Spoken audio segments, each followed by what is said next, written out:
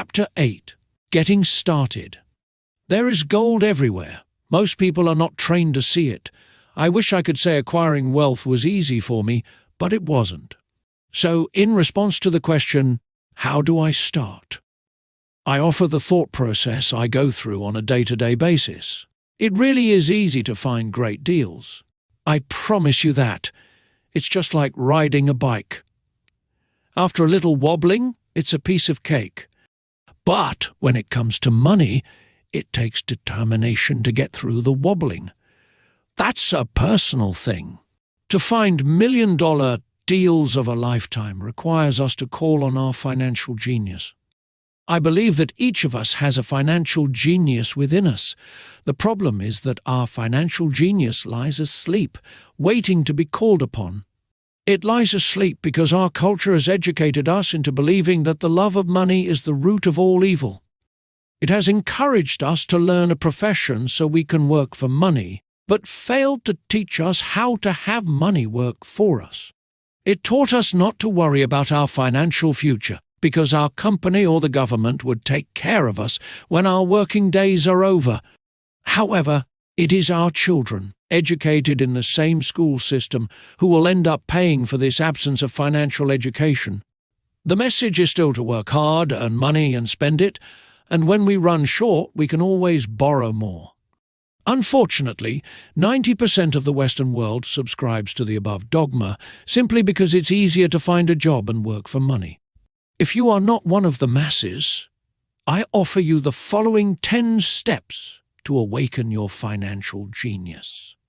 I simply offer you the steps I have personally followed.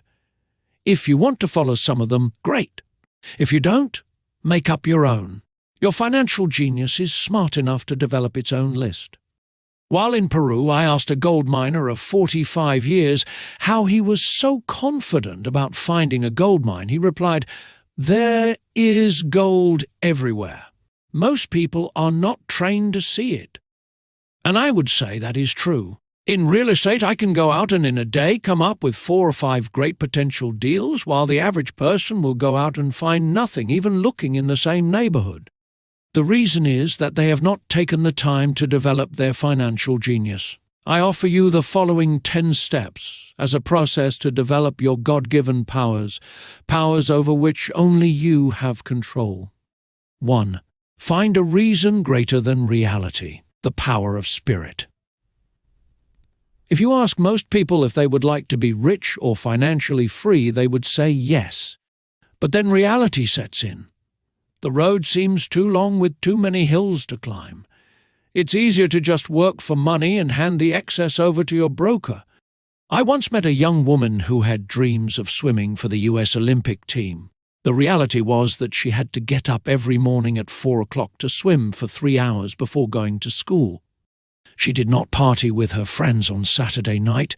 She had to study and keep her grades up just like everyone else. When I asked her what fueled her superhuman ambition and sacrifice, she simply said, "I do it for myself and the people I love. It's love that gets me over the hurdles and sacrifices." A reason or a purpose is a combination of wants and don't wants.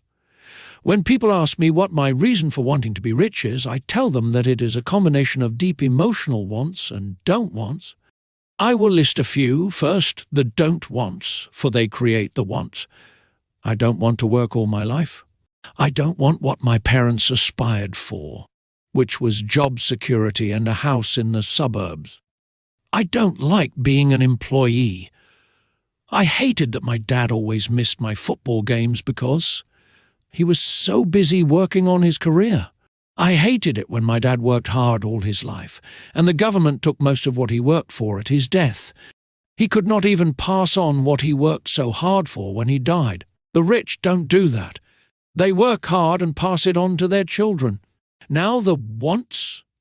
I want to be free to travel the world and live in the lifestyle I love. I want to be young when I do this. I want to simply be free. I want control over my time and my life. I want money to work for me. Those are my deep-seated emotional reasons. What are yours? If they are not strong enough, then the reality of the road ahead may be greater than your reasons. I have lost money and been set back many times, but it was the deep emotional reasons that kept me standing up and going forward. I wanted to be free by age 40, but it took me until I was 47, with many learning experiences along the way. As I said, I wish I could say it was easy.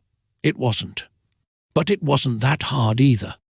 I've learned that without a strong reason or purpose. Anything in life is hard.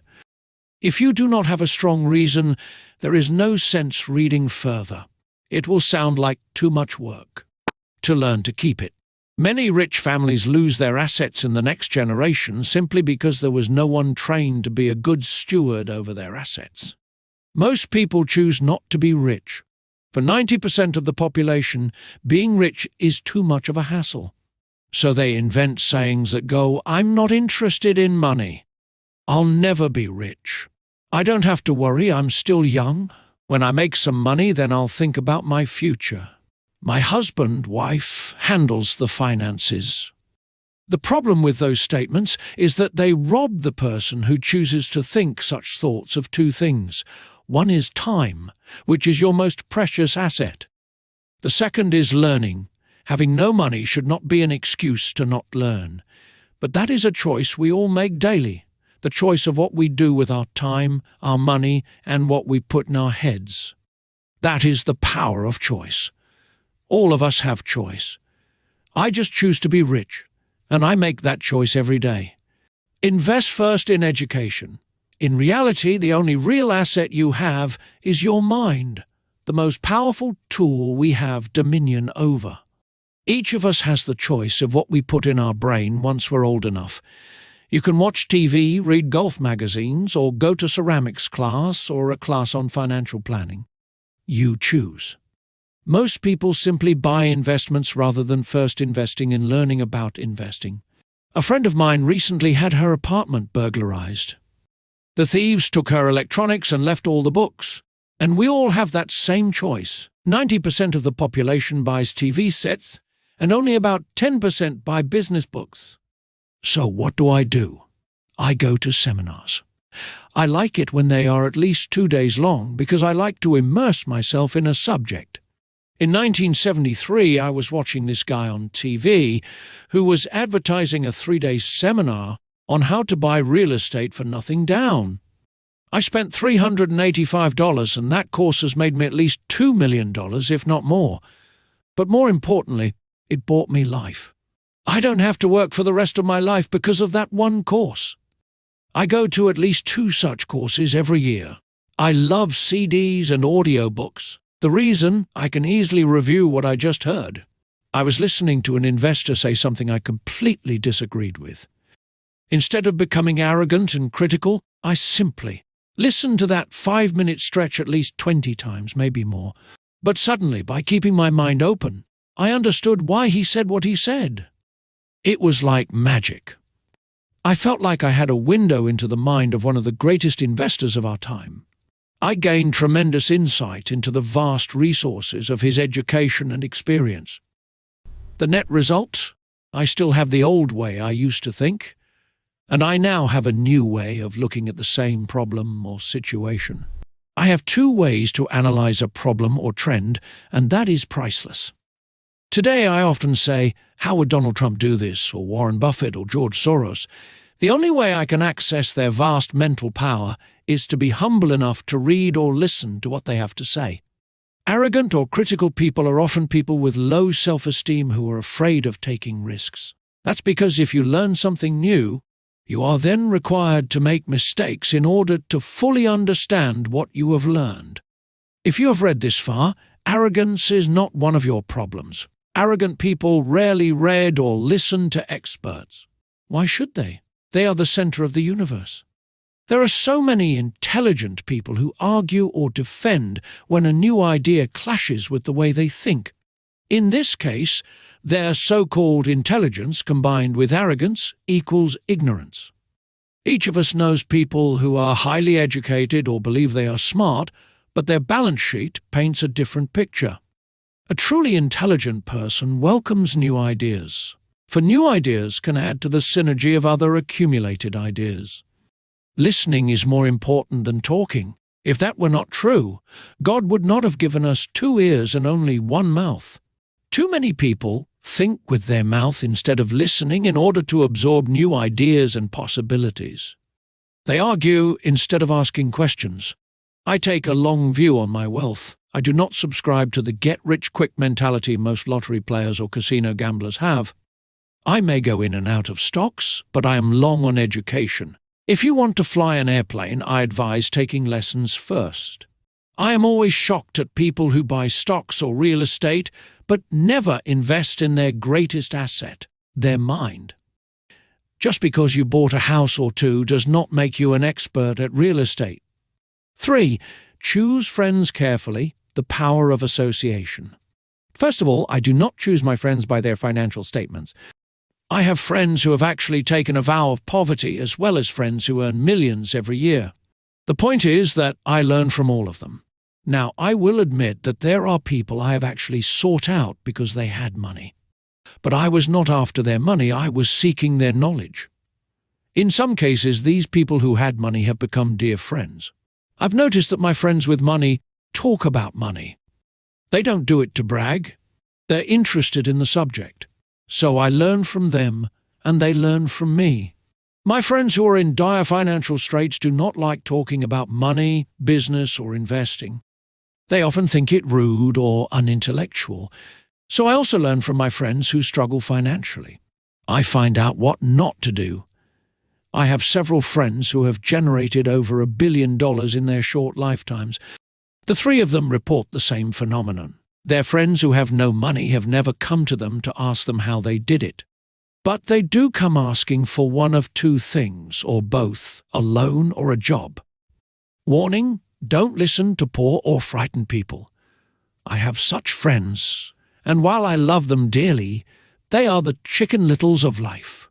To them, when it comes to money, especially investments, it's always, "The sky is falling, the sky is falling." They can always tell you why something won't work. The problem is that people listen to them. But people who blindly accept doom and gloom information are also chicken littles. As that old saying goes, birds of a feather flock together. If you watch business channels on TV, they often have a panel of so-called experts. One expert will say the market is going to crash, and the other will say it's going to boom. If you're smart, you listen to both. Keep your mind open because both have valid points. Unfortunately, most poor people listen to Chicken Little. I've had many close friends try to talk me out of a deal or an investment. Not long ago, a friend told me he was excited because he found a 6% certificate of deposit. I told him I earned 16% from the state government. The next day, he sent me an article about why my investment was dangerous. I've received 16% for years now, and he still receives 6%. I would say that one of the hardest things about wealth building is to be true to yourself and to be willing to not go along with the crowd. This is because, in the market, it is usually the crowd that shows up late that is slaughtered. If a great deal is on the front page, it's too late in most instances. Look for a new deal, as we used to say as surfers. There is always another wave. People who hurry and catch a wave late usually are the ones who wipe out. Smart investors don't time the markets. If they miss a wave, they search for the next one and get themselves in position. This is hard for most investors because buying what is not popular is frightening. Timid investors are like sheep going along with the crowd, or their greed gets them in when wise investors have already taken their profits and moved on. Wise investors buy an investment when it's not popular. They know their profits are made when they buy, not when they sell. They wait patiently. As I said, they do not time the market. Just like a surfer, they get in position for the next big swell. It's all insider trading. There are forms of insider trading that are illegal, and there are forms of insider trading that are legal. But either way, it's insider trading. The only distinction is how far away from the inside are you? The reason you want to have rich friends is because that is where the money is made. It's made on information. You want to hear about the next boom, get in and get out before the next bust.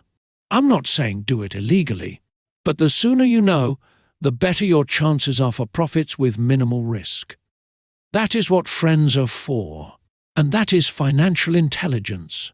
In order to make bread, every baker follows a recipe, even if it's only held in their head. The same is true for making money. Most of us have heard the saying, "You are what you eat." I have a different slant. I say, you become what you study. In other words, be careful what you learn, because your mind is so powerful that you become what you put in your head. For example, if you study cooking, you then tend to cook.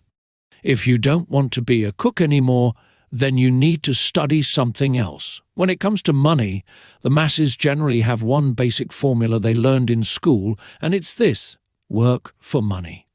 The predominant formula I see in the world is that every day millions of people get up, go to work, earn money, pay bills, balance checkbooks, buy some mutual funds, and go back to work. That is the basic formula, or recipe.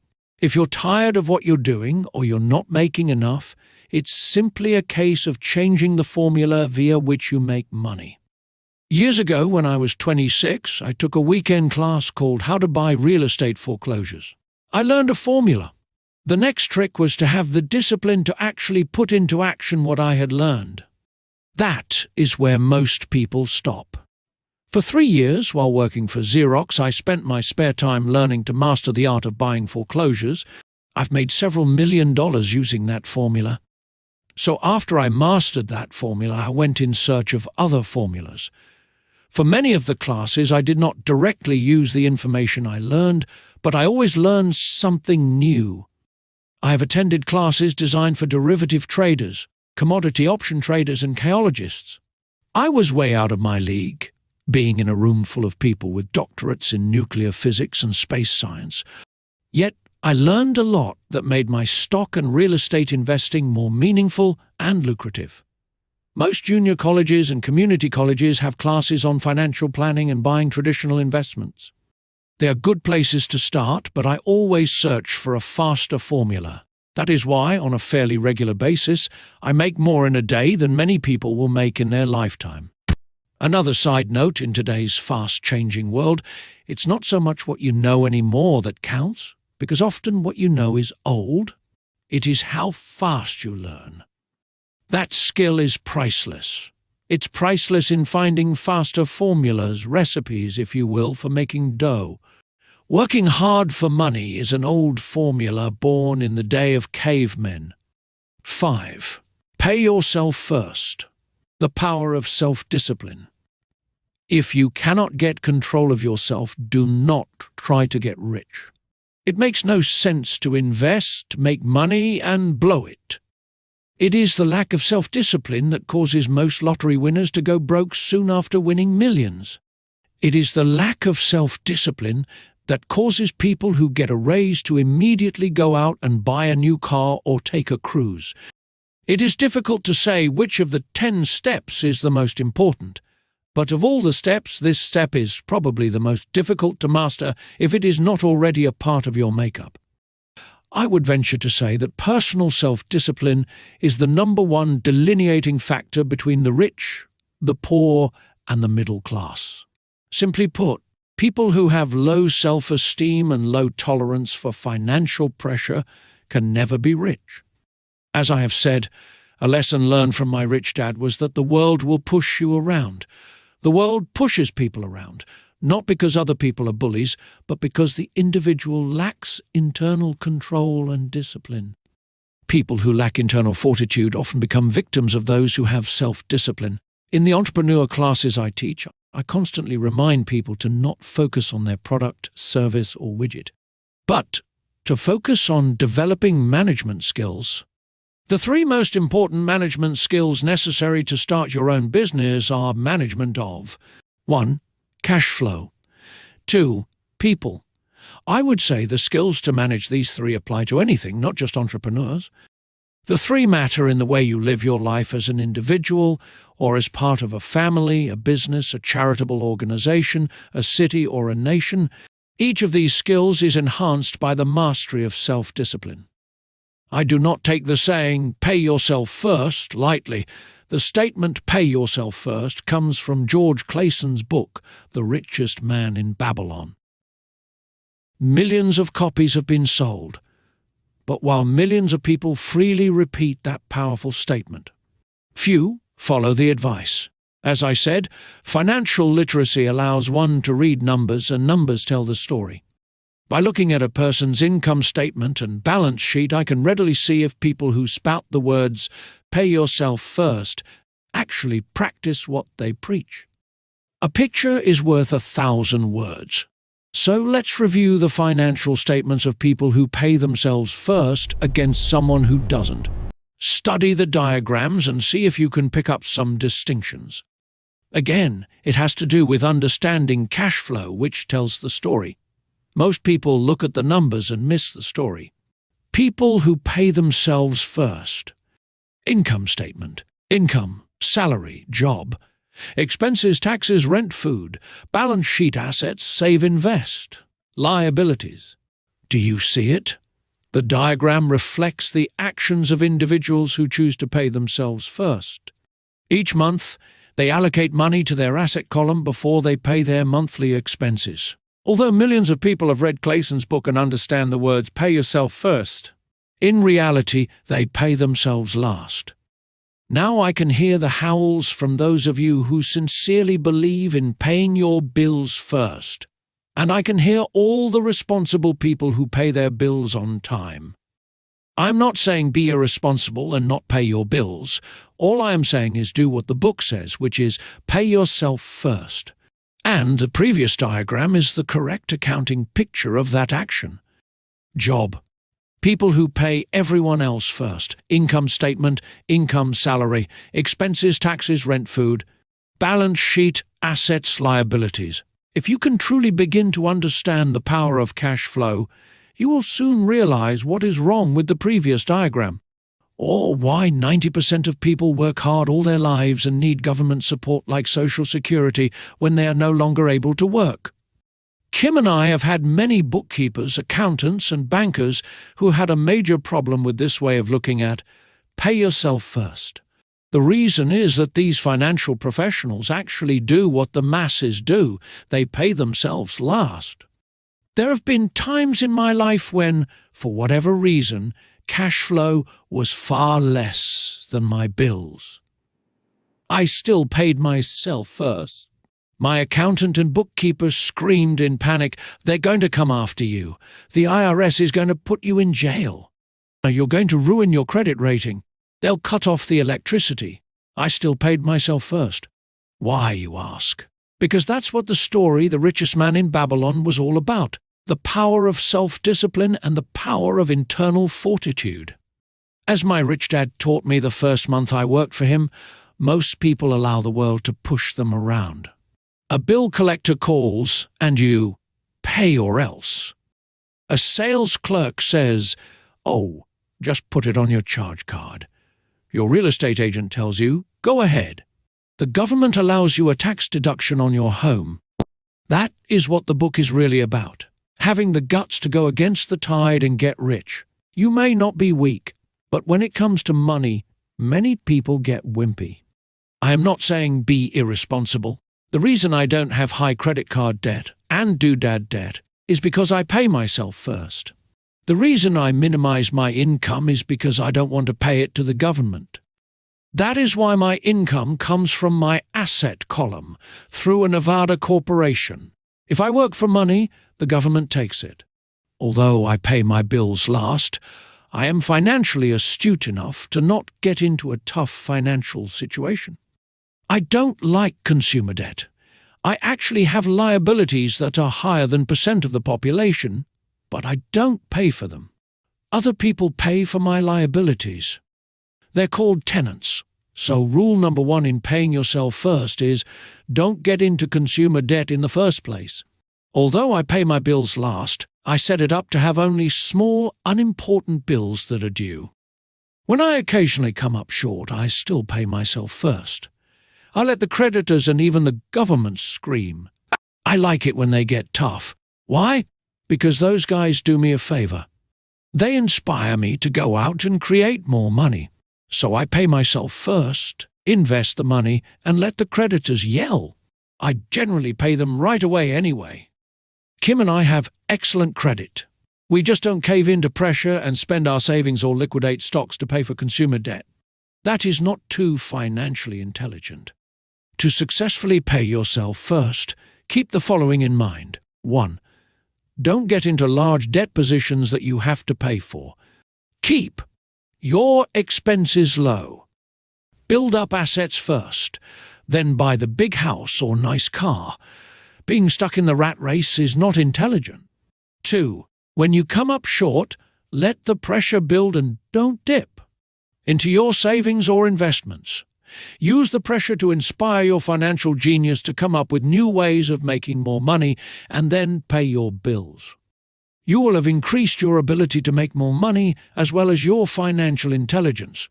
So many times I have gotten into financial hot water and used my brain to create more income while staunchly defending the assets.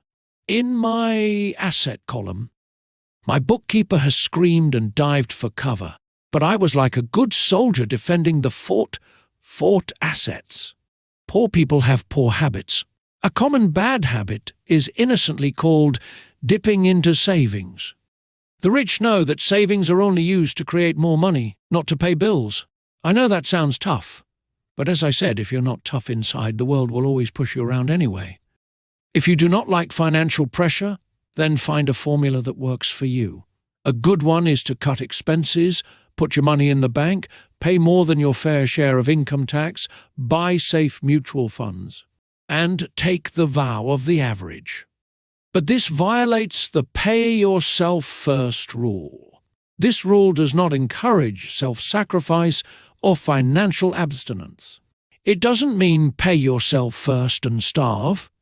Life was meant to be enjoyed. If you call on your financial genius, you can have all the goodies of life, get rich, and pay bills. And that is financial intelligence. 6. Pay your brokers well. The power of good advice. Sometimes I see people posting a sign in front of their house that says, "For sale by owner." Or I see people on TV claiming to be discount brokers. My rich dad taught me to take the opposite approach.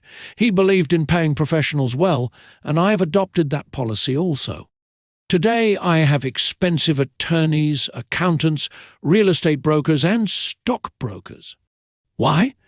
Because if, and I do mean if, the people are professionals, their services should make you money. And the more money they make, the more money I make. We live in the information age. Information is priceless. A good broker should provide you with information as well as take the time to educate you. I have several brokers who do that for me. Some taught me when I had little or no money, and I am still with them today. What I pay a broker is tiny in comparison with what kind of money I can make because of the information they provide. I love it when my real estate broker or stockbroker makes a lot of money because that usually means I made a lot of money. A good broker saves me time, in addition to making me money, like when I bought the vacant land for $9,000 and sold it immediately for over $25,000 so I could buy my Porsche quicker. A broker is my eyes and ears in the market. They're there every day, so I do not have to be. I'd rather play golf. People who sell their house on their own must not value their time much. Why would I want to save a few bucks when I could use that time to make more money or spend it with those I love? What I find funny is that so many poor and middle-class people insist on tipping restaurant help 15 to 20%, even for bad service, but complain about paying a broker 3 to 7%. They enjoy tipping people in the expense column and stiffing people in the asset column. That is not financially intelligent. Keep in mind that not all brokers are created equal. Unfortunately, most brokers are only salespeople. They sell, but they themselves own little or no real estate. There is a tremendous difference between a broker who sells houses and a broker who sells investments. The same is true for stock, bond, mutual fund, and insurance. brokers who call themselves financial planners. When I interview any paid professional, I first find out how much property or stocks they personally own and what percentage they pay in taxes. And that applies to my tax attorney as well as my accountant. I have an accountant who minds his own business. His profession is accounting, but his business is real estate. I used to have an accountant who was a small business accountant, but he had no real estate. I switched because we did not love the same business. Find a broker who has your best interests at heart. Many brokers will spend the time educating you, and they could be the best asset you find. Just be fair, and most of them will be fair to you. If all you can think about is cutting their commissions, then why should they want to help you? It's just simple logic. As I said earlier, one of the management skills is the management of people. Many people only manage people they feel smarter than and they have power over. Many middle managers remain middle managers, failing to get promoted because they know how to work with people below them, but not with people above them. The real skill is to manage and reward the people who are smarter than you in some technical area. That is why companies have a board of directors. You should have one too. That is financial intelligence. The Indians also got upset when they realized the settlers did not want to give it back. That is where the term Indian giver came from, a simple cultural misunderstanding. Chapter 8. Getting Started. In the world of the asset column, being an Indian giver is vital to wealth. The sophisticated investor's first question is, how fast do I get my money back? They also want to know what they get for free, also called a piece of the action. That is why the ROI, or return on investment, is so important. For example, I found a small condominium that was in foreclosure a few blocks from where I lived. The bank wanted $60,000 and I submitted a bid for $50,000, which they took simply because, along with my bid, was a cashier's check for $50,000. They realized I was serious. Most investors would say, "Aren't you tying up a lot of cash? Would it not be better to get a loan on it?" The answer is, not in this case. My investment company uses this condominium as a vacation rental in the winter months when the snowbirds come to Arizona. It rents for $2,500 a month for 4 months out of the year. For rental during the off-season, it rents for only $1,000 a month. I had my money back in about 3 years. Now I own this asset, which pumps money out for me month in and month out. The same is done with stocks. Frequently, my broker calls and recommends I move a sizable amount of money into the stock of a company that he feels is just about to make a move that will add value to the stock, like announcing a new product. I will move my money in for a week to a month while the stock moves up. Then I pull my initial dollar amount out and stop worrying about the fluctuations of the market, because my initial money is back and ready to work on another asset. So my money goes in, and then it comes out, and I own an asset that was technically free. True, I have lost money on many occasions, but I only play with money I can afford to lose. I would say on an average 10 investments, I hit home runs on 2 or 3, while 5 or 6 do nothing, and I lose on 2 or 3. But I limit my losses to only the money I have in at that time. 160. People who hate risk put their money in the bank. In the long run, safe savings are better than no savings. But it takes a long time to get your money back, and in most instances you don't get anything for free with it. On every one of my investments, there must be an upside, something for free, like a condominium, a mini storage, a piece of free land, a house, stock shares, or an office building. And there must be limited risk or a low-risk idea. There are books devoted entirely to this subject, so I will not talk about it here. Ray Kroc of McDonald's fame sold hamburger franchises, not because he loved hamburgers, but because he wanted the real estate under the franchise for free. So wise investors must look at more than ROI. They look at the assets they get for free once they get their money back. That is financial intelligence. 8. Use assets to buy luxuries The power of focus. A friend's child has been developing a nasty habit of burning a hole in his pocket. Just 16, he wanted his own car. The excuse: all his friends' parents gave their kids cars. The child wanted to go into his savings and use it for a down payment. That was when his father called me and then came to see me. Do you think I should let him do it, or should I just buy him a car? I answered, it might relieve the pressure in the short term, but what have you taught him in the long term? Can you use this desire to own a car and inspire your son to learn something? Suddenly the lights went on, and he hurried home. 2 months later I ran into my friend again. Does your son have his new car? I asked. No, he doesn't, but I gave him $3,000 for the car. I told him to use my money instead of his college money. Well, that's generous of you, I said. Not really. The money came with a hitch. So what was the hitch? I asked. Well, first we played your cash flow game. We then had a long discussion about the wise use of money. After that, I gave him a subscription to the Wall Street Journal and a few books on the stock market. Then what? I asked. What was the catch? I told him the $3,000 was his, but he could not directly buy a car with it. He could use it to find a stockbroker and buy and sell stocks. Once he had made, with the money would be his for the car, and they would go into his college fund. And what are the results? I asked. Well, he got lucky early in his trading but lost everything a few days later. Then he really got interested.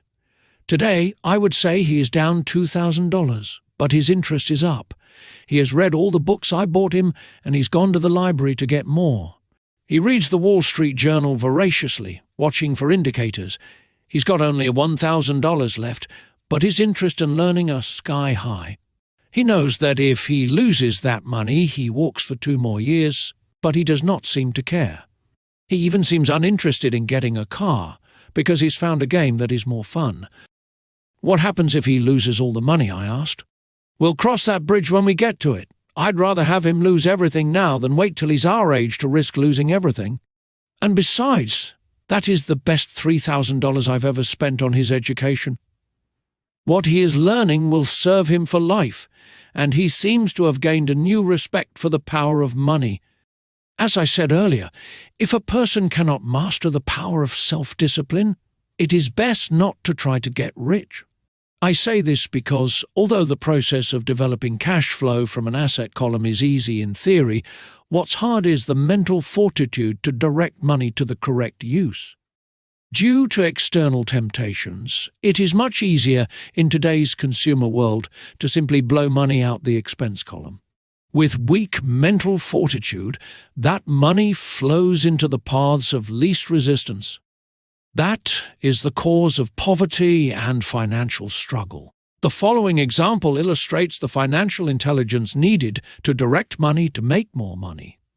If we give 100 people $10,000 at the start of the year, I believe that at the end of the year, 80 would have nothing left.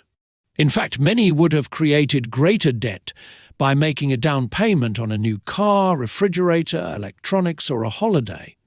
16 would have increased that $10,000 by 5 to 10%. 4 would have increased it to $20,000 or into the millions. We go to school to learn a profession so we can work for money. It is my opinion that it's just as important to learn how to have money work for you. I love my luxuries as much as anyone else. The difference is I don't buy them on credit.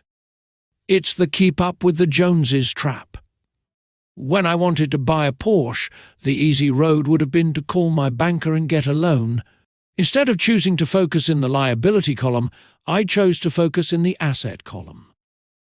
As a habit, I use my desire to consume to inspire and motivate my financial genius to invest. Too often today, we focus on borrowing money to get the things we want instead of focusing on creating money. One is easier in the short term but harder in the long term. It's a bad habit that we as individuals and as a nation have gotten into. Remember, the easy road often becomes hard, and the hard road often becomes easy. The earlier you can train yourself and those you love to be masters of money, the better. Money is a powerful force. Unfortunately, people use the power of money against themselves. If your financial intelligence is low, money will run all over you. It will be smarter than you. If money is smarter than you, you will work for it all your life. To be the master of money, you need to be smarter than it. Then money will do as it is told. It will obey you. Instead of being a slave to it, you will be the master of it. That is financial intelligence. 9. Choose heroes. The power of myth. When I was a kid, I greatly admired Willie Mays, Hank Aaron, and Yogi Berra. They were my heroes, and I wanted to be just like them. I treasured their baseball cards. I knew their stats, the RBIs, the errors, their batting averages, how much they got paid, and how they came up from the minor leagues. As a 9-year-old kid, when I stepped up to bat or played first base or catcher, I wasn't me. I pretended I was a famous baseball player. It's one of the most powerful ways we learn, and we often lose that as adults. We lose our heroes. Today I watch young kids playing basketball near my home. On the court they're not little Johnny. They're pretending to be their favorite basketball hero. Copying or emulating heroes is true power learning. I have new heroes as I grow older. I have golf heroes, and I copy their swings and do my best to read everything I can about them. I also have heroes such as Donald Trump, Warren Buffett, Peter Lynch, George Soros, and Jim Rogers. I know their stats just like I knew the errors and RBIs of my childhood baseball heroes. I follow what Warren Buffett invests in, and I read anything I can about his point of view on the market and how he chooses stocks.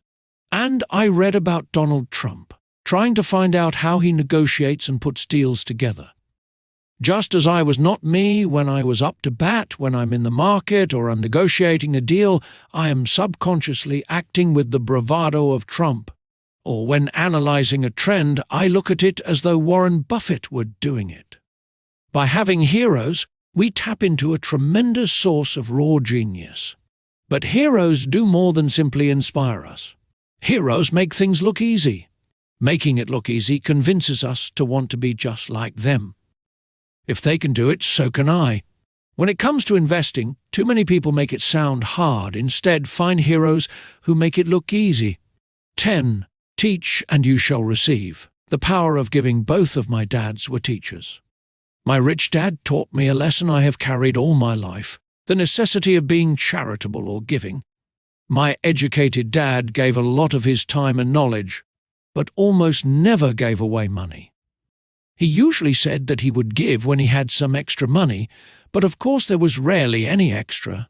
My rich dad gave money as well as education. He believed firmly in tithing.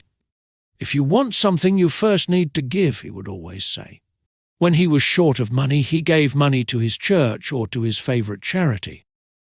If I could leave one single idea with you, it is that idea. Whenever you feel short or in need of something, give what you want first, and it will come back in buckets. That is true for money, a smile, love, or friendship. I know it is often the last thing a person may want to do, but it has always worked for me. I trust that the principle of reciprocity is true, and I give what I want. I want money, so I give money, and it comes back in multiples. I want sales, so I help someone else sell something, and sales come to me. I want contacts, and I help someone else get contacts. Like magic, contacts come to me. I heard a saying years ago that when God does not need to receive, but humans need to give. My rich dad would often say, poor people are more greedy than rich people. He would explain that if a person was rich, that person was providing something that other people wanted. In my life, whenever I have felt needy or short of money or short of help, I simply went out or found in my heart what I wanted and decided to give it first. And when I gave, it always came back. It reminds me of the story of the guy sitting with firewood in his arms on a cold, freezing night. He is yelling at the pot-bellied stove, "When you give me some heat, then I'll put some wood in you." And when it comes to money, love, happiness, sales, and contacts, All one needs to remember is to give first. Often just the process of thinking of what I want and how I could give that to someone else breaks free a torrent of bounty. Whenever I feel that people aren't smiling at me, I simply begin smiling and saying hello. Like magic, the next thing I know, I'm surrounded by smiling people. It is true that your world is only a mirror of you. So that's why I say, teach, and you shall receive. I have found that the more I teach those who want to learn, the more I learn. If you want to learn about money, teach it to someone else. A torrent of new ideas and finer distinctions will come in. There are times when I have given and nothing has come back, or what I have received is not what I wanted. But upon closer inspection and soul-searching, I was often giving to receive in those instances, instead of giving for the joy that giving itself brings. My dad taught teachers, and he became a master teacher. My rich dad always taught young people his way of doing business. In retrospect, it was their generosity with what they knew that made them smarter. There are powers in this world that are much smarter than we are. You can get there on your own, but it's easier with the help of the powers that be. You only need to be generous with what you have.